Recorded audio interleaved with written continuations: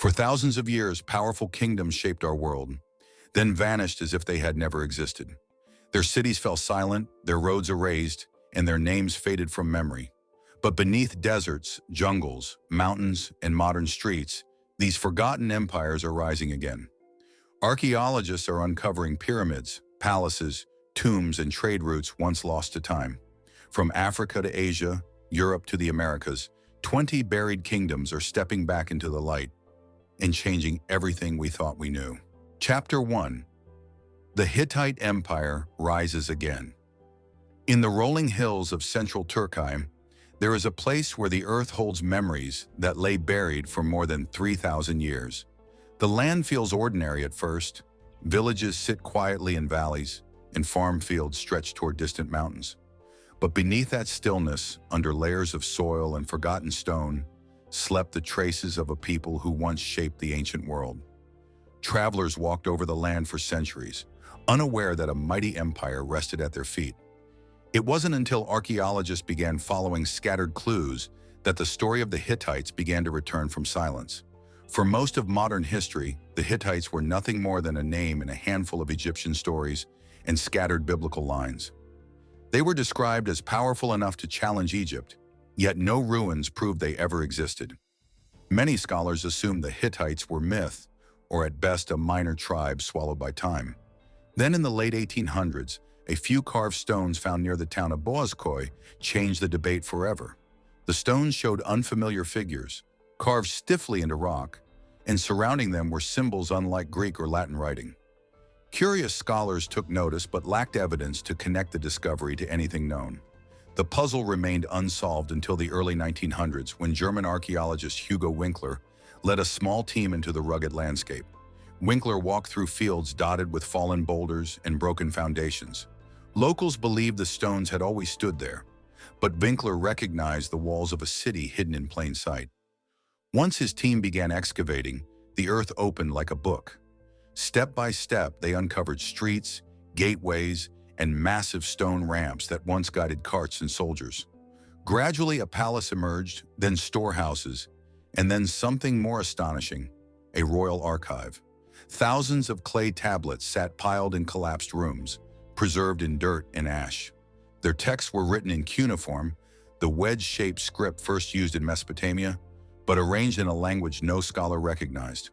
When linguists finally cracked the code, the words revealed treaties, trade lists, letters, and royal decrees. Suddenly, a forgotten empire took shape. The tablets named kings, described battles, outlined laws, and even recorded the world's earliest peace treaty, signed between Egypt's Ramses II and a Hittite ruler named Hattusili III. This discovery confirmed what ancient stories had hinted all along. The Hittites were real, powerful, and organized. Their capital city, Hattusa, stretched across a vast area with temples, public buildings, and defensive walls winding over rocky hillsides. The Hittites controlled iron, traded horses, and built chariots that gave them strength in warfare. They negotiated, conquered, absorbed cultures, and shaped politics across the Near East. Their empire stood shoulder to shoulder with Egypt, Babylon, and Assyria. But even great cities fall. Around 1200 BC, a wave of turmoil known as the Bronze Age collapse swept across the region. Trade routes broke apart, armies raided, populations shifted. The Hittite state shattered piece by piece, leaving its capital empty and its people scattered. Desert winds filled halls with dust, grass crept over courtyards, names faded from memory. Yet the land did not forget. Archaeologists working through the 20th and 21st centuries continued uncovering new settlements linked to the Hittites. Smaller cities, frontier forts, and rural towns, each contributing clues. Traces of roads and irrigation systems showed a complicated, well-managed society. Statues, seals, and pottery pieces turned up in villages miles from Hattusa, proving the empire's reach was greater than first imagined. Today, Hattusa stands as a quiet ruin, its temples open to the sun, its stone lions watching over visitors who walk where kings once walked. The story that was once considered legend now has walls, gates, and voices written in clay. The Hittites have risen again, not through conquest but through slow, careful work that restores their place in history. Chapter 2. Caral-Supe, America's First Cities. On Peru's dry Pacific coast, where the desert meets the sea and wind travels down empty valleys, the land looks ancient but lifeless. For generations, few imagined that beneath the sandy hills lay the remains of one of the oldest urban cultures on Earth. Modern visitors see nothing but pale soil and scrub. But thousands of years ago, long before the Maya, the Aztec, or even the pyramids of Egypt reached maturity, the Supe Valley supported a thriving civilization with pyramids, plazas, and planned neighborhoods. Today we call it Caral, though for millennia it existed only as silent mounds hidden beneath sand. The rediscovery began in the late 1990s when Peruvian archaeologist Ruth Shady noticed a pattern in these strange rises across the valley. What looked like natural hills stood in measured lines. When excavation teams peeled back the soil, they uncovered broad platform mounds shaped like step pyramids, constructed from stone and earth. Several sat around wide plazas large enough for thousands of people. Slowly the scale became clear. This wasn't a village or a scattering of farm huts. It was a city, the center of a civilization dating back to around 2600 BC, older than any other known city in the Americas. What made Caral especially remarkable was what archaeologists did not find. There were no walls for defense, no weapons in homes, and no signs of violent destruction. Instead, the material remains pointed to organization, trade, music, religion, and long-term stability. Excavators uncovered reed flutes crafted with precision, showing that music played a role in ritual or gathering life. They found large communal spaces meant for ceremony or governance, and spiral structures believed to aid in air circulation for storing food. Caral's builders planned their city using stone and earth workers who must have understood labor management, though no written records survive. The pyramids rose in clean lines, suggesting skilled leadership and shared intention.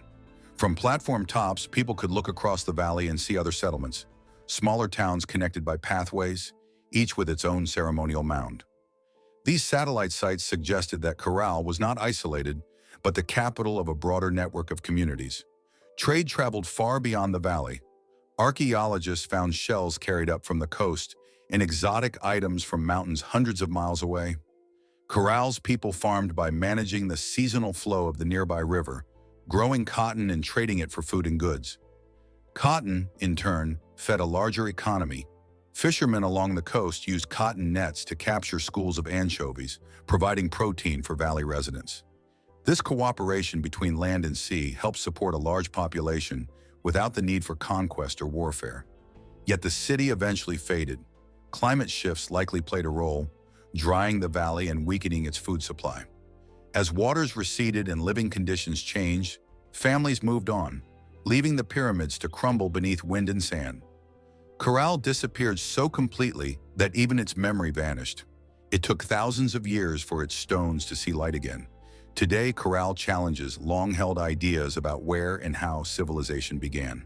For decades, classrooms taught that complex societies first developed in Mesopotamia, Egypt, India, and China. Caral adds South America to that ancient list and suggests that cities can flourish without war, kings, or written scripts. The Supe Valley proves that innovation, cooperation, and belief can build monuments that outlast time, and that even the quietest landscapes may once have held beating hearts and gathering crowds. Chapter 3. The Kingdom of Kush in the Sudanese Sands. South of Egypt, where the Nile pushes into open desert and the sky stretches wide over dunes and rocky outcrops, lies a region often overlooked on ancient maps. Today, northern Sudan appears quiet, small towns scattered along the riverbanks, herders guiding livestock across open land. Yet beneath this landscape rests the heart of a once mighty civilization. This was Kush, a kingdom that rose alongside Egypt, challenged it, defeated it, and eventually ruled it. For centuries, Kush slipped into the margins of history, overshadowed by its northern neighbor. But the wind and sand have not erased its story. The first clues came not from documents, but from the desert itself. Travelers in the 18th and 19th centuries reported seeing curious pointed structures rising from empty plains. Pyramids, dozens of them, smaller and steeper than the famous ones at Giza. Their proportions were unfamiliar, their placement unexpected. Egyptologists believed Egypt had the monopoly on such monumental tombs, yet here were pyramids stretching across the horizon, clustered near ancient towns like Napata and Meroe. Their presence hinted at a royal tradition long missing from historical records. When archaeologists finally reached these sites in the early 20th century, they uncovered architectural styles and burial customs clearly distinct from Egypt, though connected through centuries of exchange. The Kushite pyramids marked the resting places of kings, queens, and nobles who governed rich lands fed by the river. Some still held carved reliefs, broken statues, and faded inscriptions. Others were looted in antiquity, leaving only fragments. Still, the sheer number, far more than those in Egypt, spoke to generations of royalty and cultural identity rooted deep in this desert land. As excavations expanded, scholars realized how deeply Kush belonged to world history. This was no border tribe. Kush had capitals, palaces, temples, workshops, and markets. Napata, clustered near sacred mountains, first served as the heart of the kingdom. Later, Meroe became the center of power, rising along the fertile bend of the Nile where trade routes converged. Here, blacksmiths smelted iron using techniques that spread across Africa. Potters crafted distinct vessels with bold decorations. Stonemasons carved images of kings wearing crowns, shaped differently from Egyptian ones. Proof that Kush developed its own styles even as it adopted and transformed its neighbors' symbols. The tablets and carvings discovered in Egypt and Sudan revealed an astonishing chapter of history. During Egypt's Third Intermediate Period, Kush grew strong enough to invade Egypt and rule it. The kings of the 25th dynasty, often known as the Nubian pharaohs, governed from the Nile Delta to the southern border, restoring temples and honoring religious traditions that even Egypt itself had neglected. Statues from this era show Kushite rulers with distinctive features and powerful postures, reminding the world that Egypt was not always the dominant force it claimed to be. Kush's decline came slowly. Trade patterns shifted. Foreign armies pressed against its borders, and the rise of new powers gradually weakened its control. Over time, cities emptied, pyramids weathered, and the kingdom's achievements faded from collective memory. Without a living population to preserve the stories, Kush became a whisper of a name, remembered only faintly in distant texts. Today, archaeologists working in Sudan are rewriting that narrative.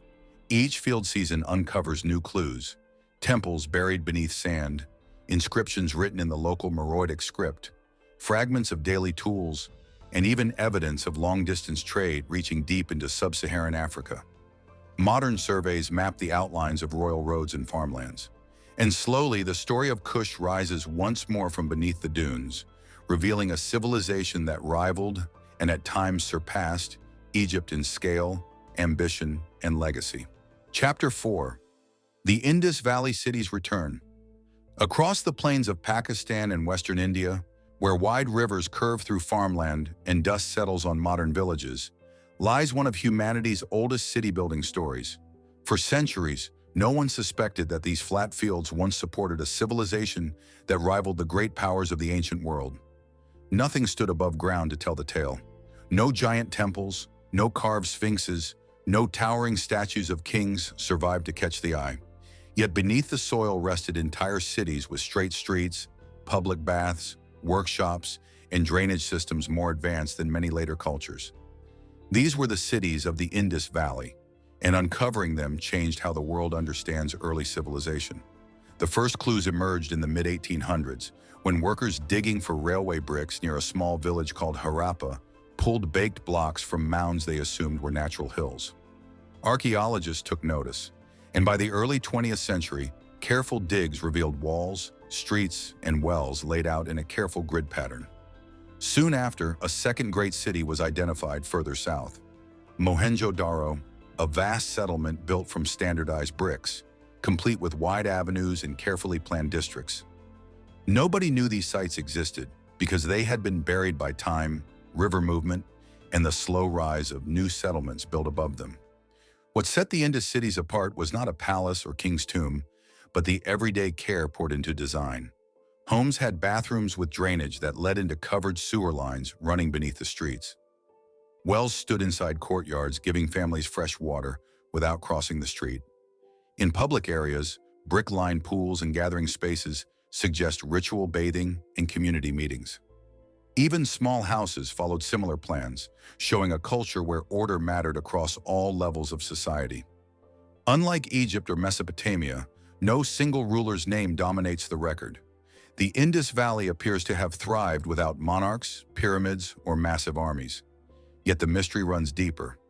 Archaeologists uncovered small stone seals stamped with animal figures, elephants, bulls, unicorn-like shapes, above lines of symbols forming a script still not deciphered. These seals likely recorded merchants, goods, or names, hinting at bustling trade across the region and beyond.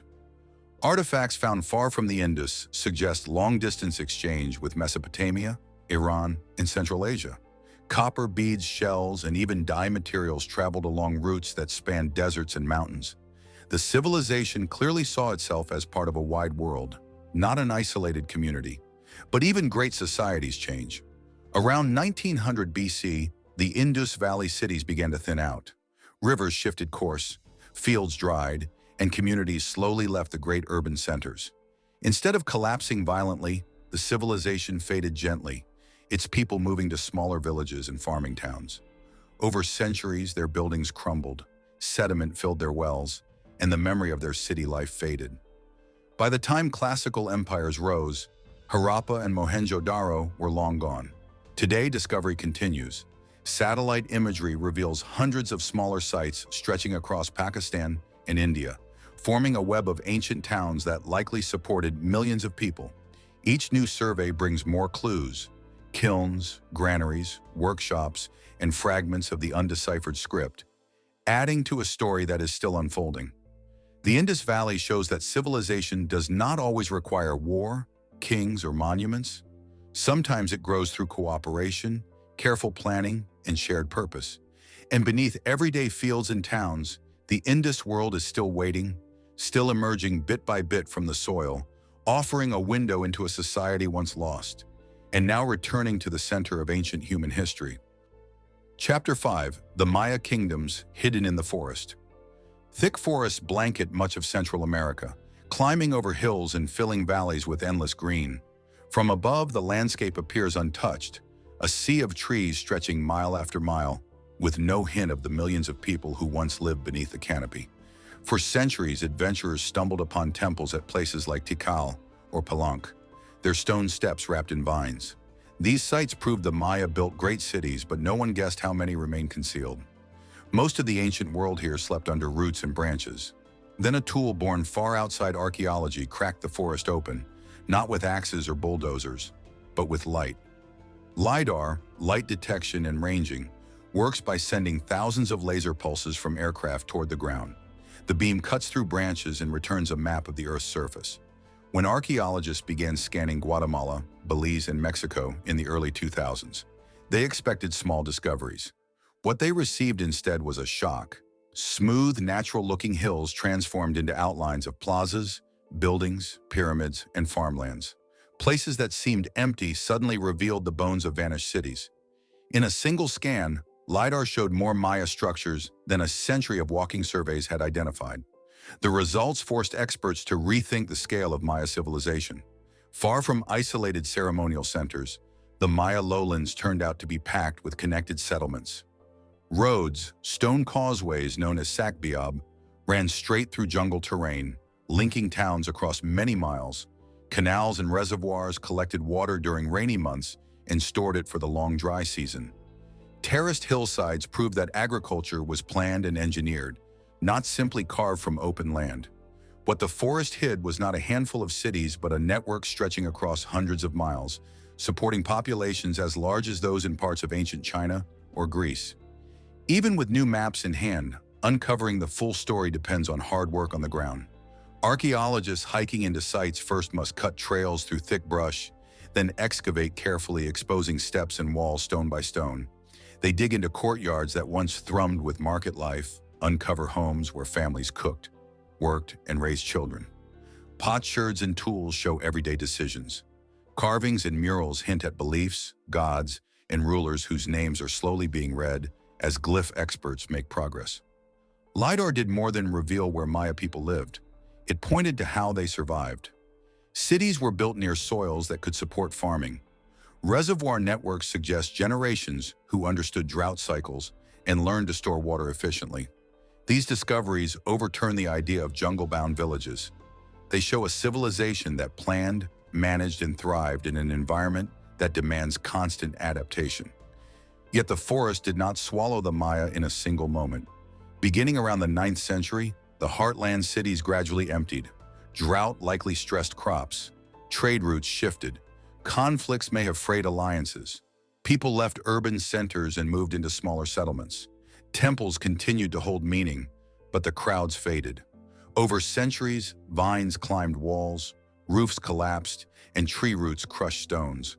The same environment that once fed the Maya erased them from sight. Today, their world lives again, not rebuilt, but rediscovered. Each LiDAR scan spreads the map further.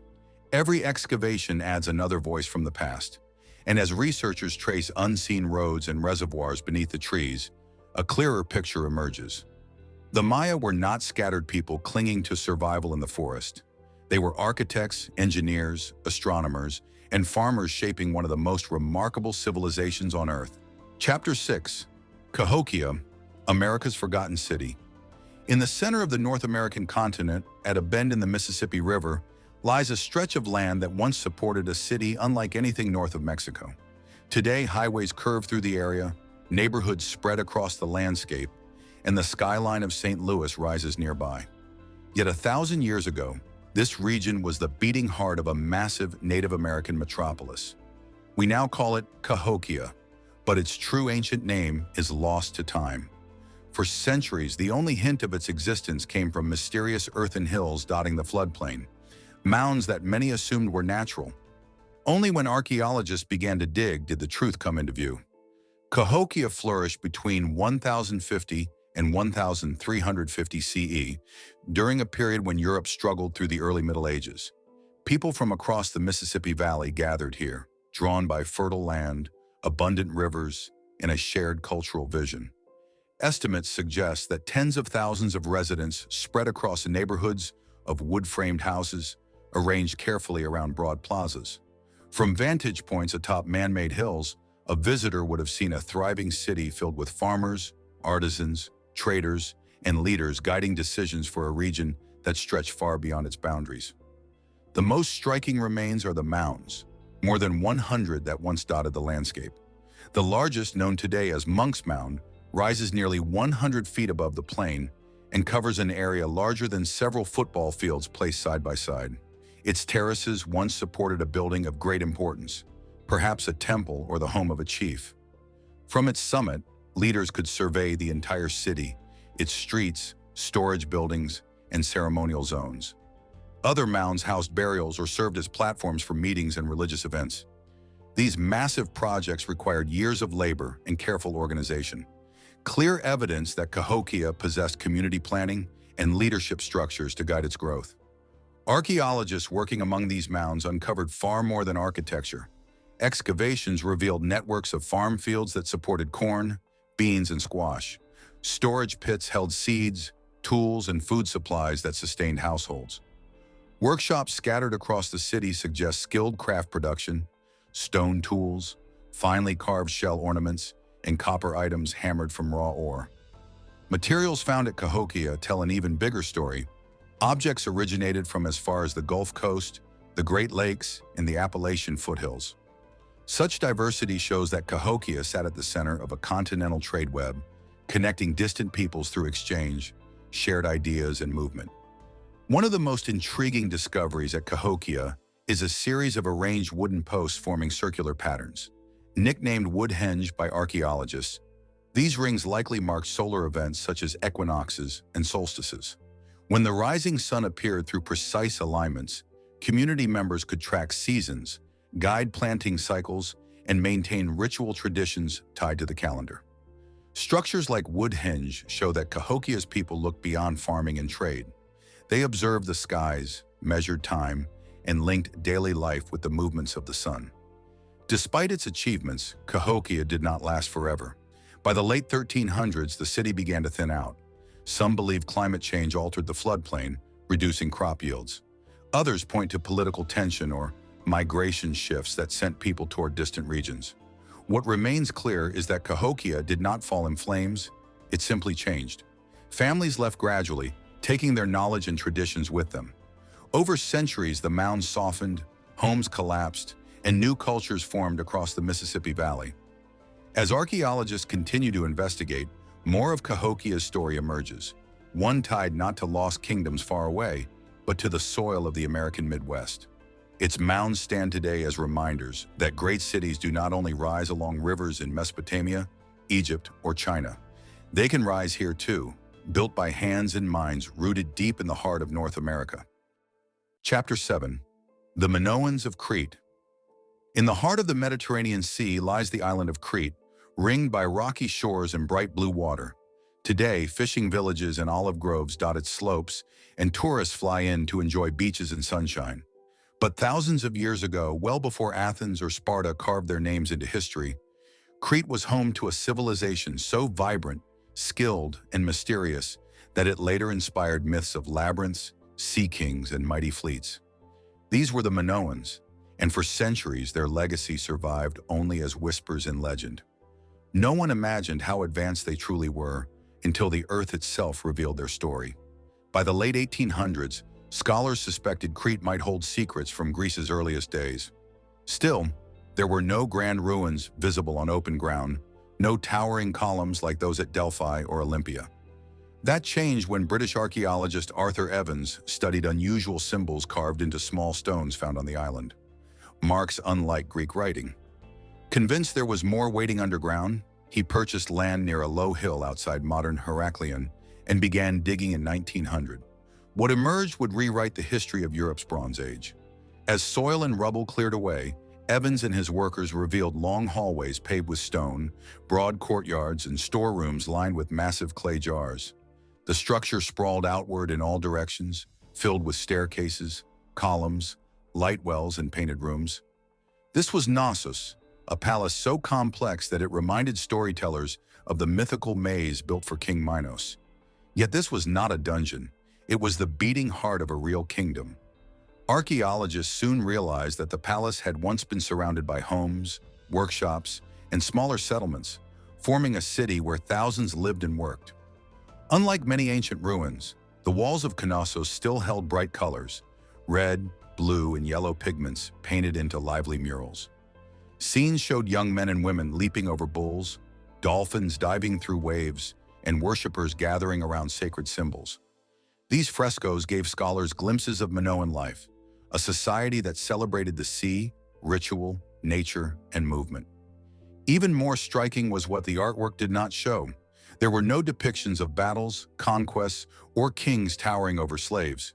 Instead of glorifying war, Minoan art seemed to celebrate community and ceremony.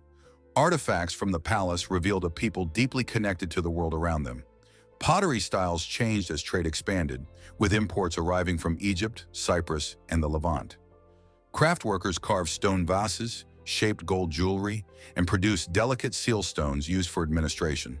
The island's natural position on the sea routes meant that Minoan ships carried goods across the Mediterranean, linking cultures long before overland empires dominated the continent.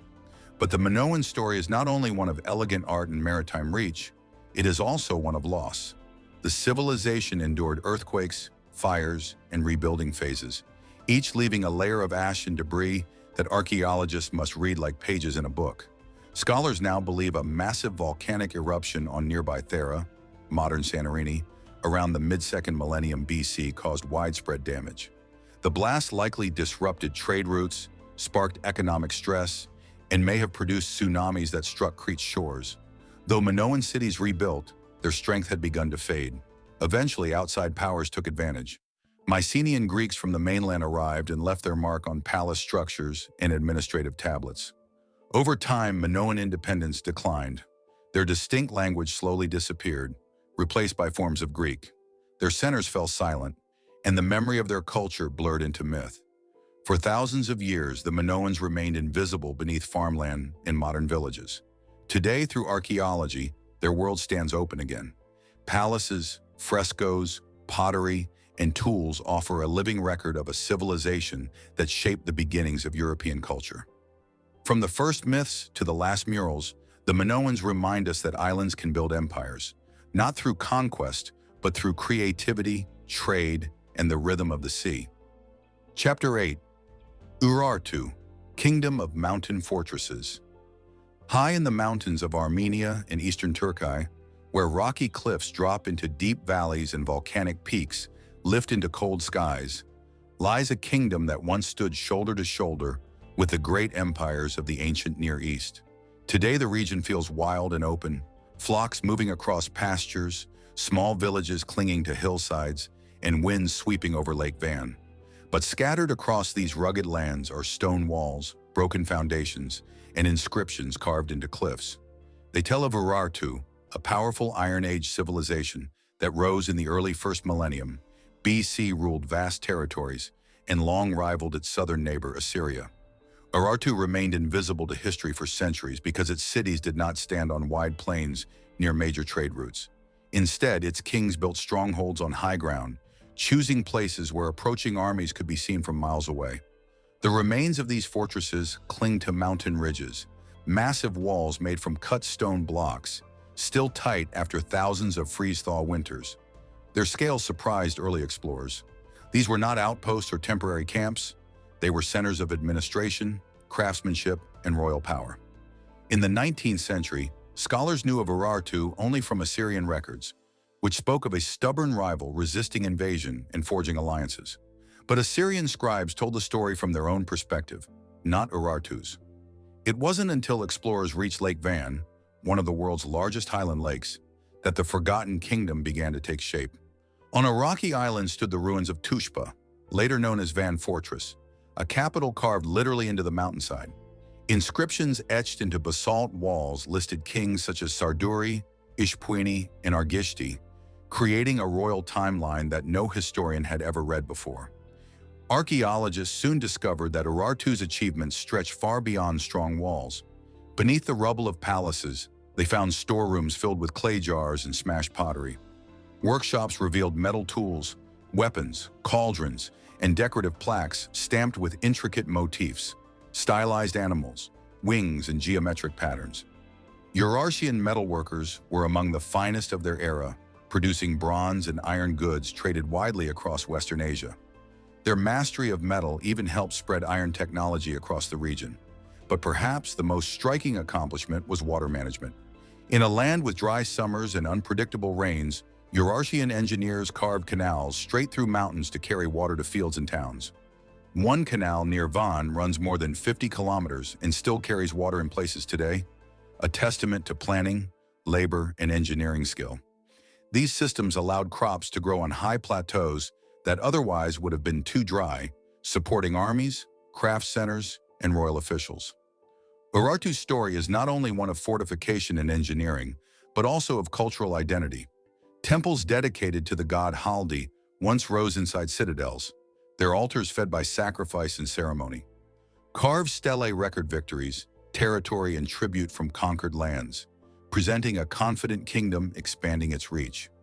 Urartu's language, written in cuneiform adapted from Assyria, adds to the sense of a state aware of its power and determined to record it.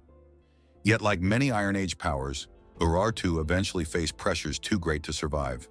Assyrian campaigns weakened its forces. Internal struggles and new enemies from the north and east eroded its stability. By the late 600s BC, Urartu faded, replaced by emerging kingdoms and, soon after, the expanding Persian Empire. Its fortresses were abandoned to wind and snow. Stones fell from walls, roofs collapsed, and only scattered tools remained as clues. Today, archaeologists are still piecing the kingdom together. Each season reveals another fortified hilltop, another irrigation channel hidden under soil, another inscription that adds to the royal lineage. Bit by bit, Urartu is returning from obscurity. Its mountain cities show that empires do not have to rise on riverbanks or fertile deltas. They can climb into the high peaks, building power on stone, strategy, and ambition carved into the earth itself. Chapter 9. The Nabataeans beyond Petra. When most people imagine the Nabataeans, they picture the soaring sandstone facades of Petra, carved temples glowing deep red in morning sun. Petra, hidden in a canyon of Jordan's desert mountains, has become the symbol of this ancient Arabian kingdom. But the Nabataeans were far more than a single capital. Across hundreds of miles of dry land, Jordan, Saudi Arabia, southern Israel, and the Sinai, lie scattered clues to a larger world built on trade, engineering, and adaptation to one of Earth's harshest environments. Petra was their jewel, but dozens of other cities, forts, and caravan stations powered an empire that thrived long before Rome conquered the region. For centuries, travelers crossing the desert sometimes found carved stairways or stone walls rising from the sand, signs of forgotten settlements. Bedouin oral traditions carried names of places where kings once dwelled, but without written records or visible monuments, scholars struggled to trace the kingdom's reach. It wasn't until systematic surveys in the 20th century that archaeologists realized the Nabataeans left behind far more than Petra's tomb-lined cliffs. Scattered across wadis and highlands were untouched remains of houses, fortresses, temples, and storage structures built from stone and mud brick. These settlements reveal the heart of Nabataean success: mastery of water. In a climate where rain falls only a few days each year, the Nabataeans built reservoirs, channels, and cisterns to capture every drop. They studied the desert itself, following seasonal runoff, carving channels into cliffs, and constructing storage pools large enough to supply entire towns. Some cisterns still collect water today, even after 2,000 years of weather and erosion. This engineering allowed the Nabataeans not just to survive, but to flourish, farming small fields, growing orchards, and sustaining caravans. Trade fueled their rise. Nabataean roads carried goods, from frankincense and myrrh out of Arabia, to spices, silk, glass beads, and rare minerals, toward the Mediterranean. Camel trains moved along well-organized stopping points, everyone guarded from the dangers of travel. Archaeologists excavating remote sites have found pottery from Petra, coins stamped with Nabataean kings, and imported items from distant empires, proving that no settlement stood alone. Each outpost formed a link in a chain stretching from the Red Sea to Damascus and beyond. Petra itself was an architectural triumph, shaped by chisels rather than assembled bricks. Carvers transformed cliffs into palaces, shrines, and tombs with decorated columns and detailed sculpture. But other Nabataean cities show a different face of the culture. At Hegra in modern Saudi Arabia, rock-cut tombs rival Petra's beauty, their facades crisp and elegant beneath desert sky. At Avdat and Shifta in the Negev, farmers built stone terraces and presses for wine, proving the kingdom's adaptability. Caravan forts in remote valleys demonstrate their control of long-distance routes. For centuries after Rome annexed the Nabataean kingdom in the 1st century AD, many of these sites continued to operate. Nabataean craftsmen contributed to Roman architecture, and Nabataean trade roads blended into imperial networks. Yet as power shifted and maritime routes replaced land caravans, the kingdom's fortunes declined. Cities emptied, reservoirs silted, and sand drifted over foundations. Petra, once the center of a cultural crossroads, fell silent under dust and time. Modern archaeology, satellite imagery, and on-foot exploration have begun stitching the old network together again. Paths traced by Roman historians now match the remains of Nabataean roads. Carved rock facades appear where no one expected monuments. Everywhere, engineers marvel at water systems designed centuries before modern hydrology. The story of the Nabataeans is no longer only the story of Petra. It is the story of a desert empire that turned scarcity into strength, linking continents through commerce, carving beauty into stone, and proving that life can thrive even where the land seems unwilling to give. Chapter 10. Saba, the Arabian Frankincense Kingdom. High in the mountains of Yemen, where terraced farms step down steep slopes and clouds drift low enough to touch, the remains of an ancient kingdom rest beneath stone and dust. This land, once fertile and rich with trade, was home to Saba, a culture remembered in stories and scriptures as the realm of the legendary Queen of Sheba. For a long time, Saba existed more as myth than fact, a distant place mentioned by neighboring civilizations but seldom revealed in physical ruins. Yet archaeology has slowly uncovered a kingdom that shaped the ancient world through commerce, diplomacy, and engineering. The Sabians built their cities not in river deltas or open plains, but in rugged highlands. Their settlements cling to slopes and rest beside wadis that fill briefly in seasonal rains. For a kingdom surrounded by desert, water was life itself, and the Sabaeans mastered its control. One of the greatest works attributed to them is the Marib Dam, an enormous barrier built to catch monsoon runoff and feed fields that spread like green quilts through the valley. Parts of this dam, reinforced and rebuilt over many centuries, still stand today. Silent evidence of an advanced understanding of hydrology, engineering, and long-term planning. But water alone did not make Saba powerful. What truly set the kingdom apart was frankincense, a fragrant resin tapped from desert trees in southern Arabia. In the ancient world, frankincense was as valuable as gold. It burned in temples from Egypt to Rome, perfumed the air of palaces, and played a central role in religious ceremonies. Saba controlled production, trade, and distribution, turning a natural resource into economic might. Caravans loaded with frankincense, myrrh, spices, and rare goods crossed the Arabian Peninsula, passing through fortified cities and stopping at way stations dotted along paths that now lie half-buried beneath sand. Archaeologists exploring Yemen's highlands have uncovered temples with soaring pillars, some carved with inscriptions in the Old South Arabian script. These texts list kings, victories, and trade agreements stretching across the Red Sea into Africa and northward into the wider Middle East. Statues and altars hint at rituals held in open courtyards where incense smoke spiraled toward the sky. Everyday artifacts, pottery, tools, jewelry show a society structured around belief, agriculture, and commerce. Yet the story of Saba is not a simple rise and fall narrative. Over many centuries, the region saw waves of power, alliances, and rival kingdoms, including Qataban, Hadramaut, and Himyar. Saba remained a major force, negotiating its position among neighbors even as the Roman Empire reached the Red Sea and new trade networks shifted. Eventually, maritime routes across the Indian Ocean grew more efficient than camel caravans, reducing the demand for long land journeys. Trade waned, and Saba's influence declined. Its cities slowly emptied, walls crumbled, and the Great Dam suffered destructive floods. In more recent times, conflict, political instability, and limited excavation access have slowed research in Yemen. Many promising sites remain unexplored or only partially studied. For archaeologists, every temple foundation or inscription recovered feels like a rare triumph, a chance to add a page to a story interrupted by time and modern events. Still, evidence continues to grow. Stone stelae emerge from sand. Fortresses reappear on satellite scans, and each discovery strengthens the truth behind ancient legends. Today, Saba stands not only as a mythic kingdom from scripture, but as a real civilization built on engineering brilliance, agricultural innovation, and dominance over the ancient incense trade. Its story reveals how a people living in one of the driest regions of the world shaped religious life and commercial networks across continents. And beneath Yemen's mountain valleys, more of Saba waits for the right moment to return to light. Chapter 11. Axum, Empire of Stone and Obelisks. In northern Ethiopia, the land rises into rolling highlands stitched with small farms and dotted with rocky outcrops.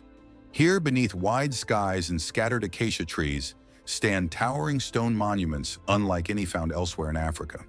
These slender granite stelae, carved from single blocks and etched with window-like patterns, mark the ancient capital of Axum, a kingdom that once ruled trade routes stretching across the Red Sea and deep into the African interior.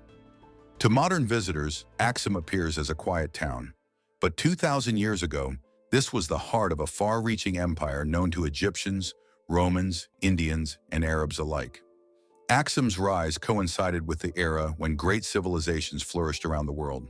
While China's Han dynasty expanded and Rome grew into a Mediterranean superpower, Axum developed a sophisticated state centered on agriculture, commerce, and control of trade ports along the Red Sea.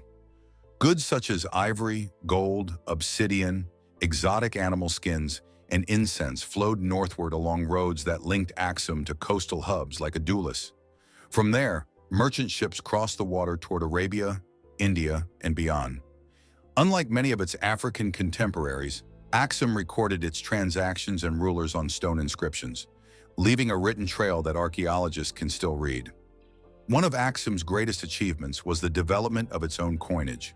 As early as the 1st century AD, Axumite rulers minted gold, silver, and bronze coins, bearing their names and portraits. These coins circulated not only within the empire, but across trade networks, serving as trusted currency alongside Roman money. Their existence points to economic complexity, usually associated with far older Mediterranean or Near Eastern powers. Some coins feature crosses, offering early evidence of a growing Christian identity long before Europe fully embraced the faith. Axum's monumental stelae capture the imagination most vividly. Some rise many stories into the air. One fallen giant may once have reached 30 meters in height, carved with inscriptions and symbolic architecture. Scholars believe these stones marked royal tombs or honored elite families, linking the living to their ancestors. Below ground, archaeologists have uncovered burial chambers lined with stone, containing grave goods that reflect power and rank. Yet even the most richly furnished tombs are only fragments of what once existed. Looting in ancient times took much of the metal and precious materials, leaving scars in the archaeological record. The conversion of Axum to Christianity in the 4th century AD represents a turning point in its cultural history. The kingdom adopted the faith generations before many parts of Europe, and churches soon dotted the land. Written sources suggest Axum acted as mediator among warring states, sheltering communities, and engaging diplomatically rather than relying solely on military expansion. Still, Axum wielded power when needed, controlling coastal settlements and asserting influence across the Red Sea and into South Arabia. Over time, however, shifts in global trade slowly eroded Axum's strength. As sea routes changed and powers in Arabia rose, Axum lost control of key ports. Environmental pressures, possible deforestation, soil exhaustion, and drought further strained the kingdom. By the 8th and 9th centuries, large urban centers faded.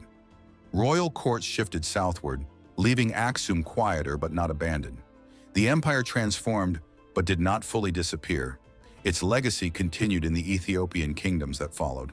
Modern excavations remain challenging in the region, but each discovery adds depth to the narrative. Buried tombs emerge from hillsides. Broken stelae are pieced together. Ancient inscriptions written in gaze link Axum to a linguistic tradition that still thrives today in liturgy and culture. Manuscript libraries in neighboring monasteries preserve texts from the medieval period, showing continuity even as political centers shifted. Axum's story is not one of loss, but of connection. Its stones, coins, inscriptions, and churches tie Africa to the global currents of the ancient world.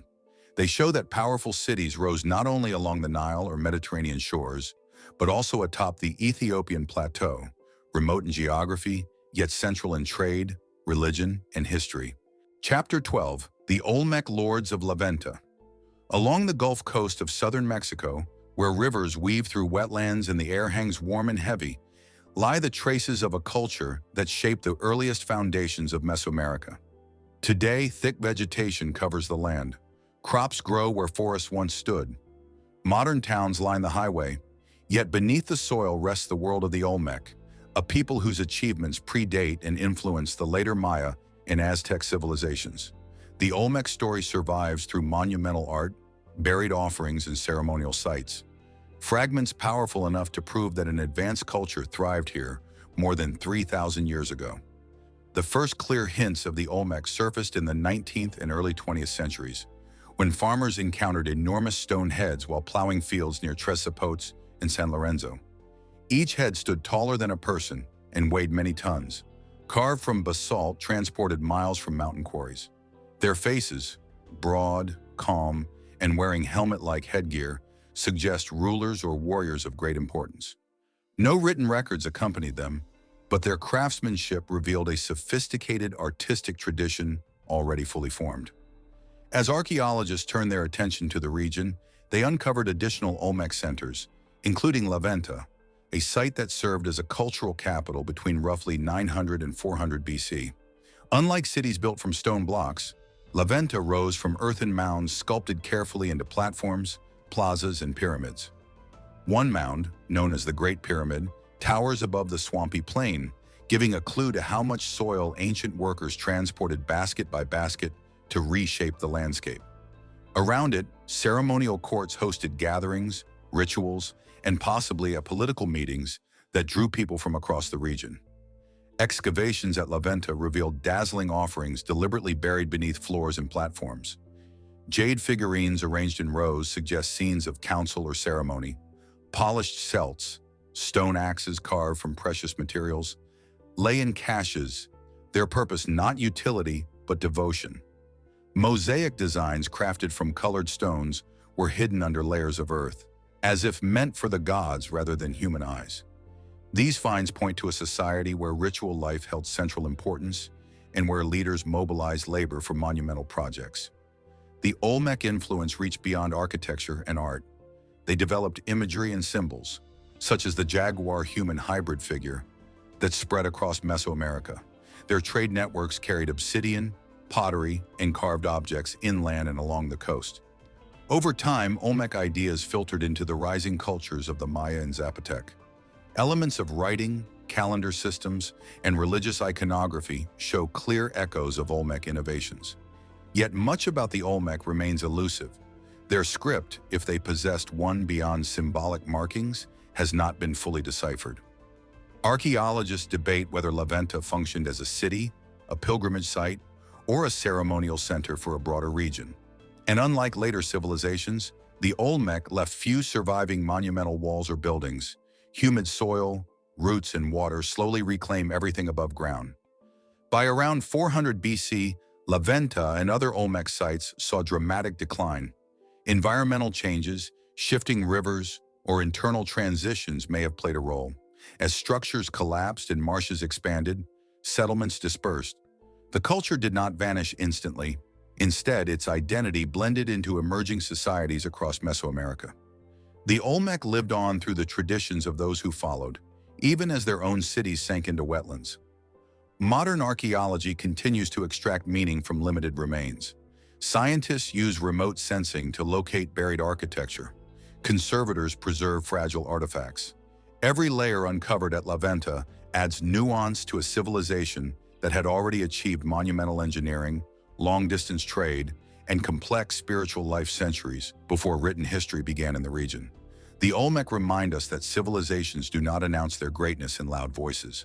Sometimes they speak through stone faces buried in mud, jade laid carefully in darkness, and the shape of a pyramid built from soil to rise above a green and mysterious world. Chapter 13. The Etruscans before Rome. Before Rome rose to crown itself the master of the Mediterranean, central Italy belonged to a different world, one defined not by legions or emperors, but by artists, metalworkers, merchants, and city-states built on wooded hills. These were the Etruscans, a civilization that flourished from roughly the 8th to the 3rd century BC. Their influence shaped early Roman religion, fashion, engineering, and political life. Yet their own voice faded so completely that later generations treated them as a mystery on their own doorstep. For centuries, the Etruscans lived in ruins and tombs rather than in memory. The first major clues surfaced in the form of underground chambers carved into rock across Tuscany and Lazio. When farmers broke into these tombs in the 1700s and 1800s, they found painted walls depicting musicians, dancers, banquets, and feasts. The scenes were unlike anything known from early Rome, full of color, movement, and a celebration of daily life. These families buried their dead not in silence, but surrounded by the joy of existence, as if death was another step in a long journey rather than a final end. Soon archaeologists realized that tombs pointed towards something larger. The Etruscans had built sophisticated cities long before Rome transformed itself from a cluster of villages into a republic. Excavations revealed paved streets, drainage systems, temples, and public gathering spaces.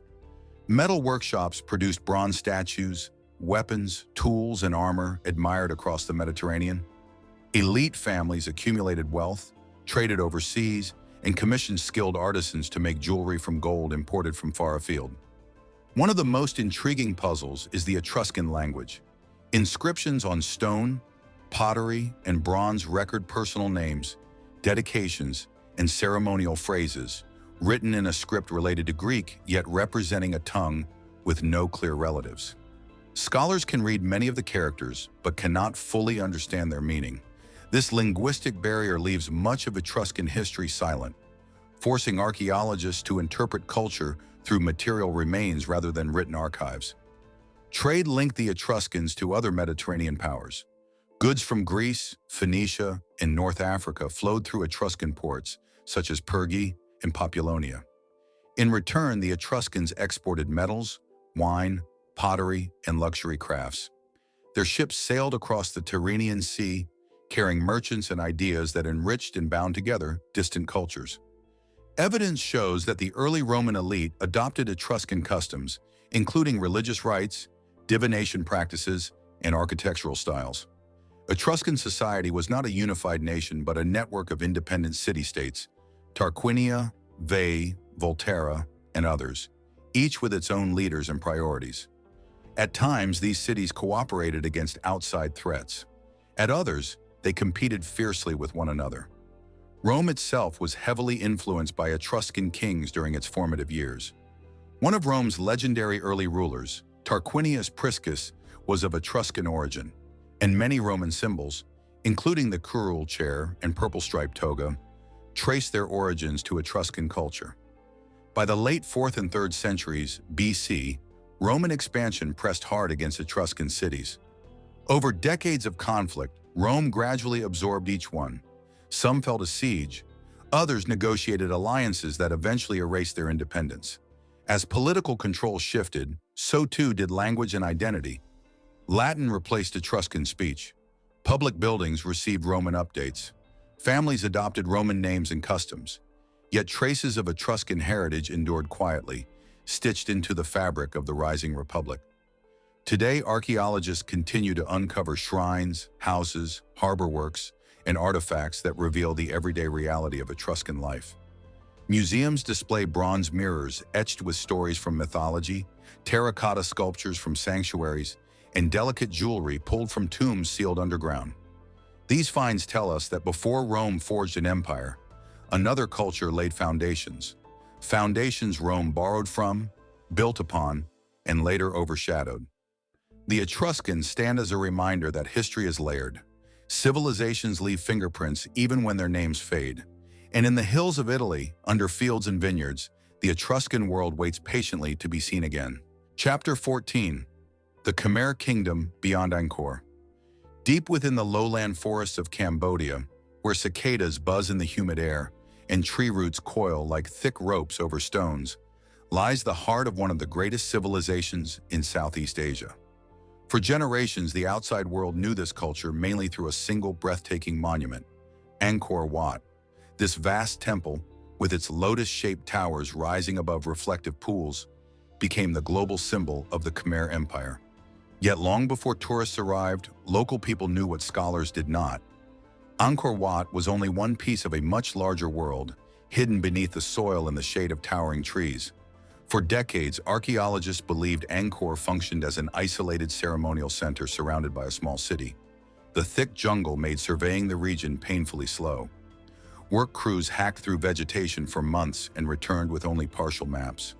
Researchers could not imagine the scale that once existed beyond the visible temples. But in the early 21st century, a revolutionary tool, LiDAR, revealed what branches and vines had concealed.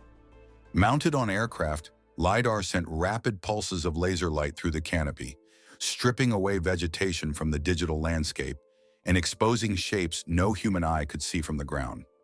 When the data came back, researchers stared at the images with disbelief. Entire neighborhoods appeared beneath the trees, dense grids of houses stretching far beyond temple walls. Straight stone roads, once thought to end abruptly, continued for miles in laser-mapped lines. Reservoirs, canals, and embankments formed a vast hydraulic network, linking waterworks across dozens of miles of floodplain. Instead of a single city, LiDAR showed an urban system spanning 4 times the size of modern Paris, a metropolis hidden in plain sight. This discovery overturned long-held assumptions about the Khmer world.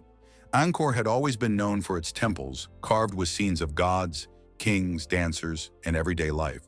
But the newly revealed infrastructure proved that enormous populations once lived outside those stone buildings, farming, crafting, trading, and sustaining one of the world's most complex pre-industrial societies. Water lay at the center of everything. The Cambodian plains receive heavy seasonal rainfall, followed by intense dry months. To survive and flourish, Khmer engineers designed reservoirs, berets the size of lakes, capable of feeding countless rice fields. Canals snaked across the landscape in perfectly straight lines, raising water where gravity would not. These discoveries show a society skilled not only in architecture and art, but in planning, science, and agricultural engineering. The roads indicate regular movement of goods and resources. Suburbs and satellite towns point to a population tied together by shared governance and belief. Far from being a city attached to a temple, Angkor emerges as a living, breathing super city that depended on constant collaboration and innovation. Of course, monuments still tell much of the story.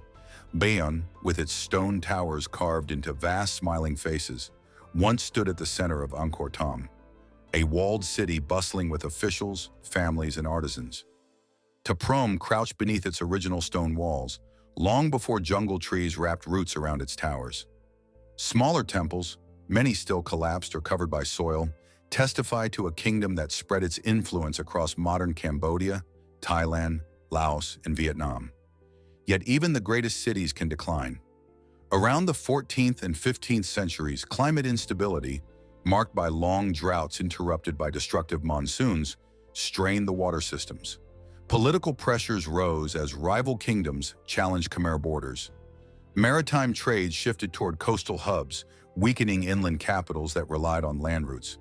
Slowly, Angkor's heart faltered. Families left. Rice fields dried. Wooden houses decayed, erased by fungi and insects. Only the stone temples endured, waiting for nature to wrap them gently into silence. Today, archaeologists continue mapping the land, excavating houses once invisible beneath the leaves, and piecing together how millions of people lived in the world's greatest tropical city. The Khmer kingdom was never just a temple in the jungle. It was a connected landscape shaped by ingenuity, devotion, and a relationship with water that kept life flowing across centuries. Thanks to technology and careful research, its full scale is resurfacing, turning whispers of a lost metropolis into a vivid, growing picture. Chapter 15. The Garamantes of the Sahara. In the deep interior of the Sahara Desert, where endless dunes roll like ocean waves and rocky plateaus shimmer beneath scorching sun, lies a landscape that seems impossibly hostile to ancient life. Rain falls only a few days per year. The summer heat can dry water in seconds. To outsiders, especially early historians, this wasteland could never have supported a complex society. At most, they imagined small bands of nomads moving with their herds, leaving behind barely a trace. But buried beneath Libya's desert surface is a startling truth. A kingdom once flourished here, building towns, farming crops, and controlling long-distance trade routes. These were the Garamantes, a people whose achievements remained hidden for centuries. The first clues surfaced when European explorers crossed Libya's Fezzan region in the 19th century. They reported ruined walls, mounds, and pottery fragments scattered across valleys now stripped bare of visible water. But it wasn't until the mid-20th century that archaeologists recognized the scale of what lay below the sand. Excavations revealed hundreds of settlements, some fortified, others open, many arranged in organized layouts. Their architecture ranged from simple stone buildings to centers large enough to house ruling families. Clearly, this was no mobile tribe. It was a settled culture with leadership, labor, and resources. What made such life possible in the Sahara was a remarkable water system. Instead of relying on rare rain, the Garamantes tapped underground aquifers by carving long, sloping tunnels known as fogaras. These channels, dug by hand through soil and rock, allowed groundwater trapped beneath gravel beds to flow slowly downhill into reservoirs and fields. The engineering required precise planning, teams of skilled workers, and constant maintenance. Some fogaras stretched for kilometers, their ventilation shafts still visible as rows of dark circles against pale sand. These tunnels fed farms where wheat, barley, dates, and grapes once grew, crops usually impossible in open desert. The Garamantes turned this water into power. Their capital, Garama, modern Jarma, became a hub of trade where caravans from across North Africa rested and resupplied. Archaeologists have found imported goods, pottery from the Mediterranean coast, beads from sub-Saharan Africa, and Roman items scattered through houses and cemeteries. They traded salt, slaves, gold, and ivory, forming a bridge between Mediterranean empires and African kingdoms farther south. Historical records confirm their presence. Roman writers describe the Garamantes as a people who live in the desert and raid deep into the south, though these accounts now seem biased and incomplete. The Garamantes were not merely raiders. They were farmers, traders, and builders, connected to a world far larger than their valley. Their culture, like many Saharan societies, left few written texts. Most knowledge comes from material evidence: cemeteries filled with bodies wrapped in cloth, tools shaped from iron and stone, and rock art showing warriors, cattle, and everyday life carved across desert cliffs. These images depict chariots, irrigation scenes, and people tending livestock, illustrating a world far greener than today's arid landscape. In fact, climate studies confirm that the Sahara was once more hospitable, with grasslands and shallow lakes supporting wildlife and human communities. But climate does not stand still. As centuries passed, conditions changed. Rainfall dwindled, aquifers receded, and maintaining fagaras required more labor than shrinking populations could provide. Outside pressures also grew. Rome expanded its power across North Africa, sometimes clashing with Saharan tribes. Trade shifted to new routes, weakening older centers. By the first millennium AD, Garama and surrounding towns began to decline. Families drifted toward more reliable water sources or joined other groups. Towns emptied, fields dried. The fagaras collapsed or clogged with sand. For nearly 1,500 years, the Garamantes lived only in buried stones and faint records, dismissed as nomads by scholars who never imagined desert cities. Only in the last few decades, thanks to excavation, satellite imagery, and aerial photography, has their story returned. Researchers continue to map abandoned villages hidden under dunes. Fogaras trace dark lines that reveal how people once outsmarted the desert. With every new discovery, the Garamantes demonstrate that civilizations do not always form near rivers or coasts. Sometimes they rise in the hardest places imaginable and flourish until nature reshapes the world around them. Chapter 16. The Lydian Gold Kings. In the rolling hills of western Turkey, where quiet rivers wind between orchards and villages, the soil holds memories of a kingdom once famous across the ancient world.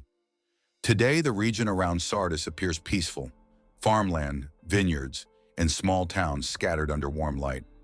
But more than 2,500 years ago, this land belonged to Lydia, a wealthy state whose kings controlled trade routes that linked Greece, Anatolia, and the Eastern empires. For generations, stories of Lydia lived half in legend, whispers of rulers so rich their names became symbols of fortune.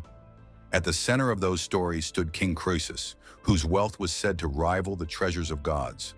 Only archaeology could confirm whether those tales held truth. The first hints surfaced in the 19th century, when researchers exploring mounded earth near the Hermus River noticed pottery fragments and worked stone. Locals suspected the hills were natural, but when archaeologists opened them, they discovered massive burial mounds, tumuli, lined with carefully cut stone blocks. Inside lay chambers, once filled with goods meant to accompany nobles into the afterlife. Metal ornaments, carved ivory, furniture fittings, and dazzling fragments of textile. The presence of such rich burials hinted at a culture that valued ceremony and displayed wealth through craftsmanship. Soon attention turned to a larger site that spread across low hills and riverbanks: Sardis, Lydia's capital. Excavations revealed city walls, dense neighborhoods, and broad avenues leading toward public buildings. One of the most impressive discoveries was a monumental building later converted into a Roman bath gymnasium complex. Beneath its layers, archaeologists found Lydian floors and earlier structures, marking Sardis as a seat of power long before Rome expanded eastward. Even older layers kept clues of a thriving Bronze Age settlement that eventually developed into a capital city. The Lydia that emerged from the soil was more than a kingdom of gold. It was a crossroads. The region sat near the western end of the Royal Road, a long-distance route that carried news, merchants, and armies from Persia to the Aegean. Travelers moving between empires exchanged languages, stories, and goods. Sardis profited from every shipment passing through. The Lydian kings taxed trade, sponsored artisans, and built their authority on both wealth and strategic geography. This prosperity shaped every corner of society, from the elite households to the workshops that produced finely crafted pottery and metal. Among Lydia's most enduring contributions to history was the invention, or at least early adoption, of standardized coinage. Before Lydian innovation, merchants traded metals by weight, which meant every transaction required careful measurement and trust. The Lydians simplified this system by stamping pieces of electrum, a natural alloy of gold and silver, with royal seals. These coins could be exchanged without weighing, turning commerce into a fast, reliable process. Archaeologists have found coins bearing symbols of lions and bulls, images associated with Lydian kings. The concept spread rapidly, first across the Aegean and then throughout the Mediterranean, transforming economies far beyond Lydia's borders. But Lydia's golden age did not last forever. Around the mid-6th century BC, the expanding Persian Empire under Cyrus the Great swept westward. Ancient sources describe Croesus consulting the oracle at Delphi before marching east, believing he could challenge Persia. Whether or not this episode occurred exactly as written, the archaeological record confirms that Lydia fell to Persia in 547 BC. Sardis became a provincial capital, and the Lydian royal line lost power. Yet the city remained important, prospering in new political landscapes under Persian, Hellenistic, and Roman rule. Despite Lydia's eventual disappearance as an independent state, its legacy endured. The spread of coinage reshaped trade for the next 2 millennia. Elements of Lydian art and religion filtered into Greek culture, and the myth of Croesus, the king as rich as Croesus, became a saying that outlived every palace and fortification. Archaeology continues to enrich this story. Tumuli still being excavated reveal wooden chariots and precious grave goods. Remote sensing identifies new settlement sites, and Sardis remains one of the most important long-term digs in the Near East, with new layers uncovered every season. The soil of Western Turkey reminds us that wealth does not always fade into myth. Sometimes it solidifies into coins, lies sealed in tombs, and waits for explorers to lift it back into daylight, piece by piece, shard by shard. Chapter 17. The Scythian Steppe Lords. Across the vast grasslands of Eurasia, lands now stretching from Ukraine through southern Russia into Kazakhstan and Mongolia, the horizon seems endless. Winds sweep across open space where trees are rare, and the sky feels impossibly wide. For centuries, outsiders saw this region as empty, believing little more than scattered nomadic bands roamed its plains. Yet the steppe once supported a powerful culture whose reach stretched farther than most settled kingdoms of its day. These were the Scythians, expert horse riders and archers, whose world moved not according to streets and walls, but to seasons, grazing lands, and trade routes woven across thousands of miles. The Scythians entered written history as fearsome warriors. Greek authors, including Herodotus, described them as bold, mobile fighters who struck with arrows from horseback and vanished into the steppe before infantry could retaliate.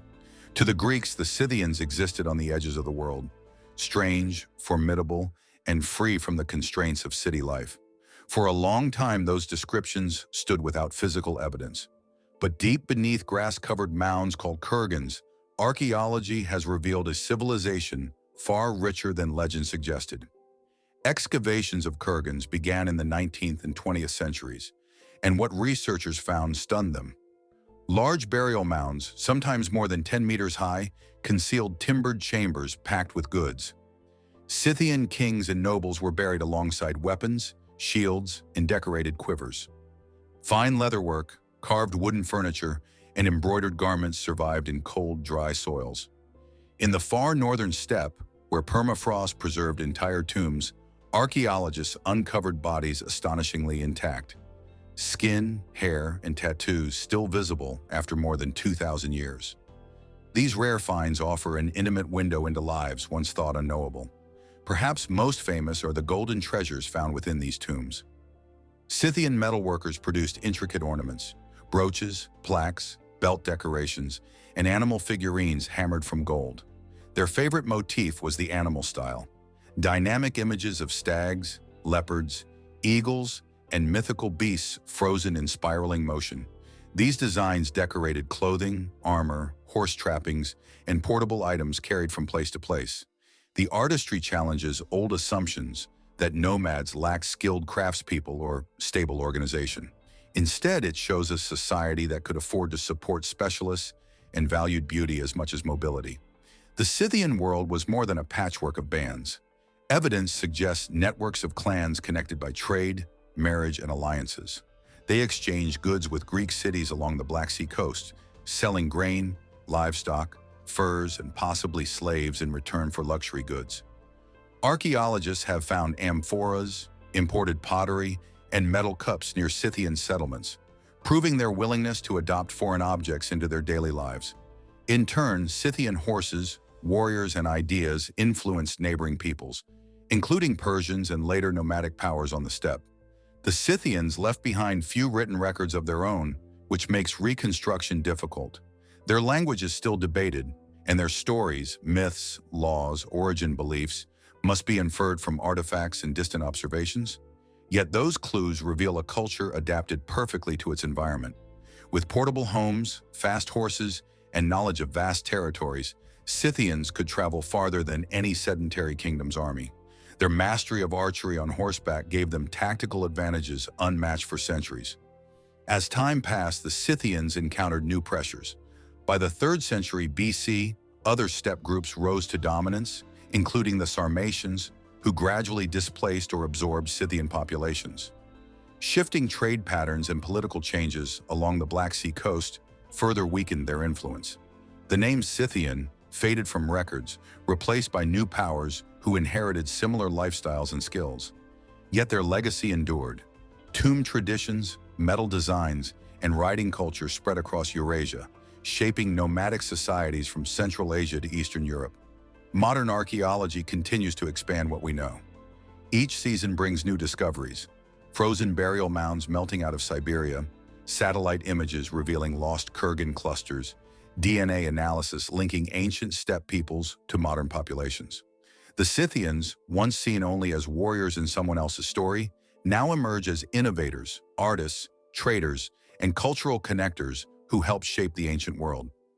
The grasslands still cover many clues, but slowly, the steppe is giving its secrets back. Chapter 18. The Zapotecs of Monte Alban. High in the mountains of Oaxaca, Mexico, where ridges fold like waves into distant valleys and birds circle over sunlit slopes, sits a plateau that did not form naturally. Its flat top is the work of ancient hands. Long before Europeans crossed the Atlantic, long before the Maya or Aztec reached their heights, a people known as the Zapotecs carved this mountain ridge into the shape of a city. Today we call it Monte Alban, and from its summit, visitors can see a full sweep of countryside, villages, rivers, and farmland spread far below. For nearly 1,000 years, Monte Alban served as the center of Zapotec civilization. The story of its rediscovery began with rumors and scattered clues. In the 19th century, explorers heard about unusual structures above the Oaxaca Valley.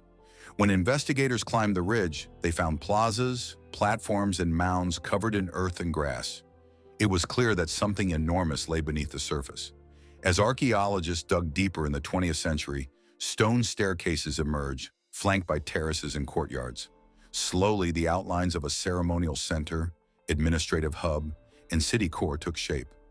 Monte Alban's design reveals careful planning. The main plaza stretches wide and open, bordered by pyramidal structures that once supported temples and elite residences. Ball courts lie to one side, their sloping walls forming space for ritual games linked to politics, religion, and identity. Throughout the site, walls of cut stone testify to the labor and organization required to reshape an entire mountaintop. This was no accidental settlement. It was the capital of a dynamic state that commanded surrounding valleys and hills. Inside tombs carved into the mountainside, archaeologists found signs of complex belief systems and social hierarchy. Burial chambers contained ceramic vessels, jewelry, and crafted items that marked the rank of the deceased. Some tombs featured painted walls and sculpted figures, suggesting that the afterlife held meaning and status. Among the most intriguing finds were polished stones and engraved slabs showing figures with elaborate headdresses, possibly rulers, priests, or ancestors recorded in visual form. Monte Alban was not isolated. The Zapotecs interacted with neighbors near and far. Pottery styles show connections with regions as distant as Teotihuacan in central Mexico. Trade goods, obsidian from volcanic sources, shells from coasts, and pigments from remote areas, proved that the city occupied an important position in long-distance exchange networks. Messages may have been carried along roads that linked highland communities, and marriages or alliances strengthened ties between neighboring cultures. One of the Zapotecs' lasting contributions is their writing. Carved glyphs appear on stone monuments found throughout Monte Alban. While scholars still debate the full meaning of these symbols, they likely represent names, places, and historical events.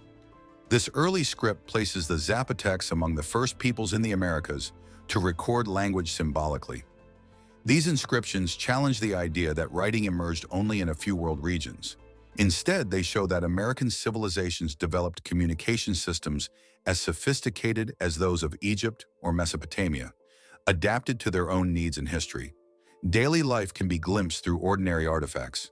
Grinding stones used to prepare maize, spindle whorls for spinning cotton or agave fibers, and tools crafted from stone and bone tell the stories of households that sustained the city. Farmers in surrounding valleys grew crops on flat river terraces. Craftspeople shaped pottery and worked obsidian into razor-sharp blades. Warriors guarded Zapotec borders when conflict arose, and community members joined together for festivals, markets, and ceremonies atop the mountain plaza. Over time, Monte Alban's power waned. By around 900 AD, political centers shifted elsewhere in Oaxaca. Some residents remained, but the main civic heart grew quieter. Buildings fell into disrepair. Wind and rain took their toll. Eventually, vegetation crept over stones and buried plazas beneath soil. For centuries, Monte Alban lay silent, known mainly to local communities and travelers who wondered at its size. Modern excavation has brought the site back into view. UNESCO recognition, ongoing digs, and museum collections continue revealing Zapotec innovation, belief, and identity.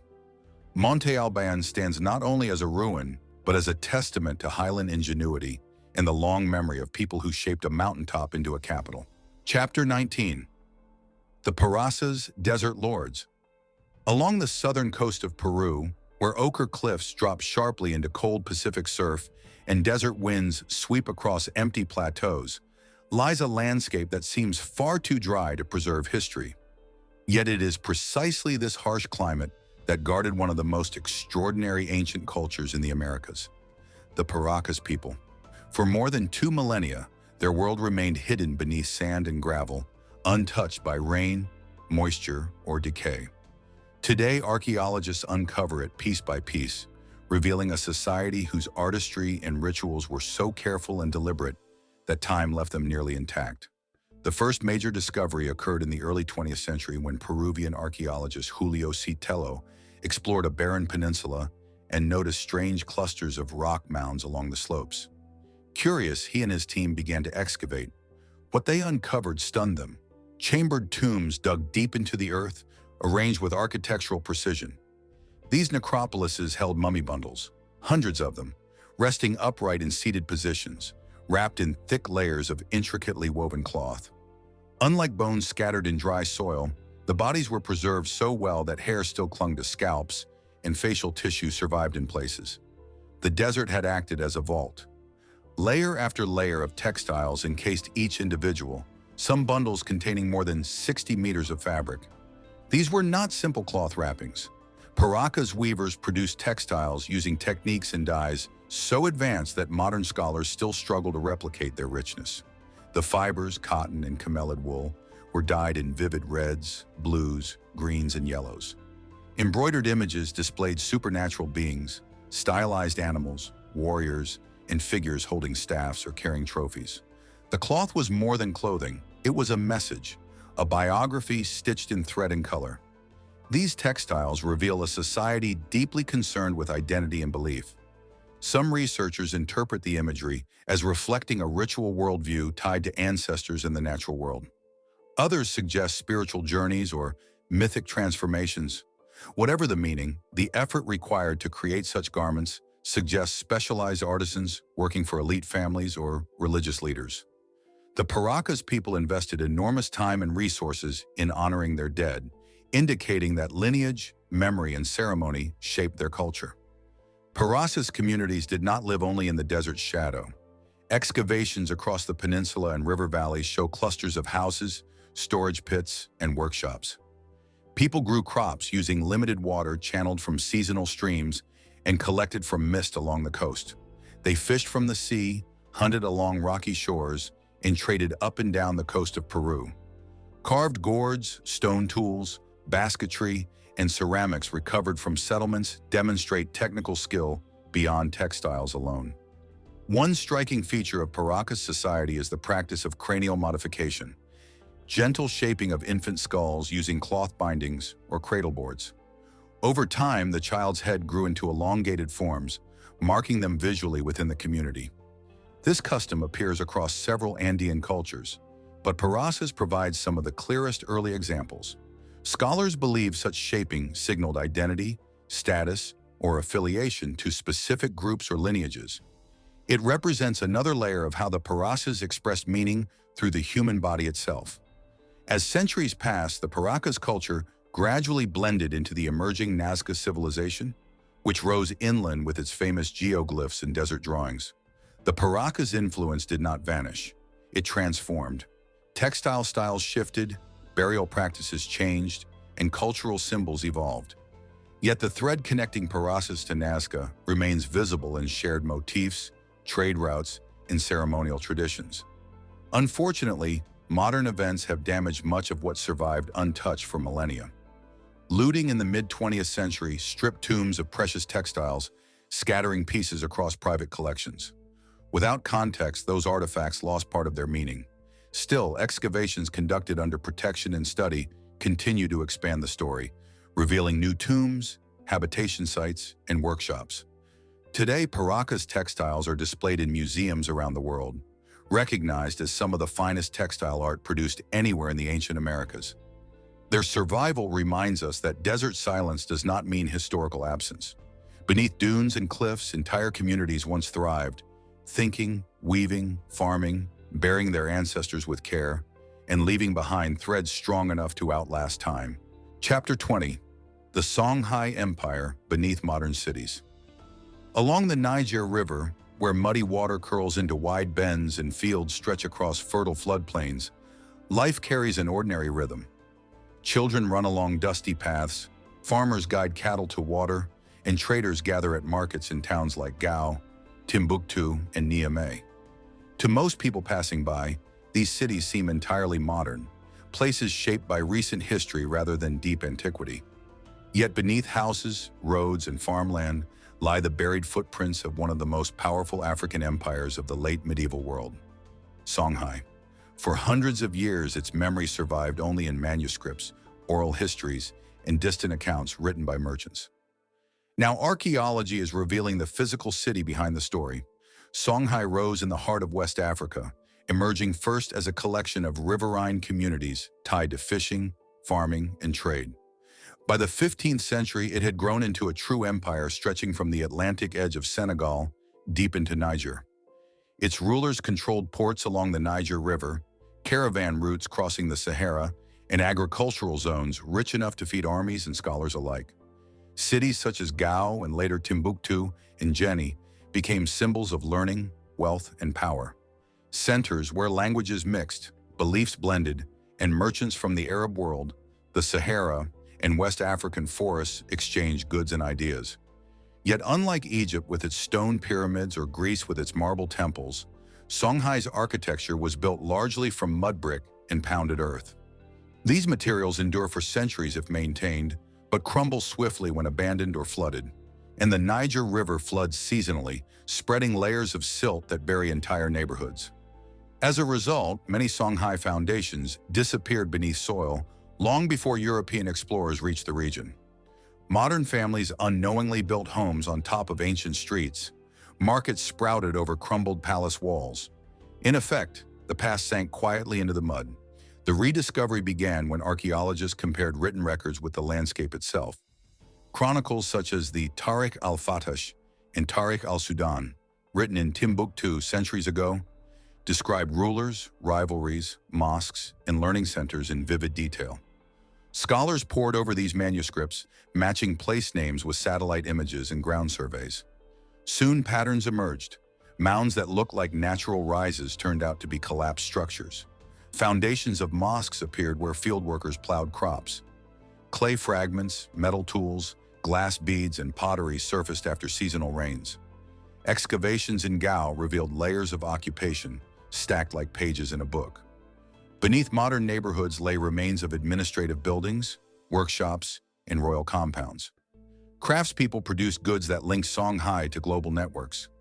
Copper from the Sahara, cloth from the Niger Delta, salt from Tau Deni, and horses from the Sahel.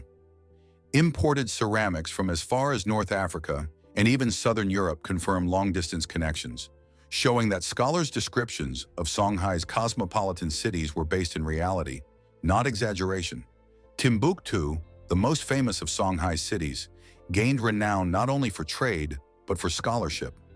Manuscripts preserved in family libraries document astronomy, mathematics, law, history, and poetry. While archaeology cannot dig into every home due to ongoing community life, researchers work carefully alongside local residents to map structures and protect archives.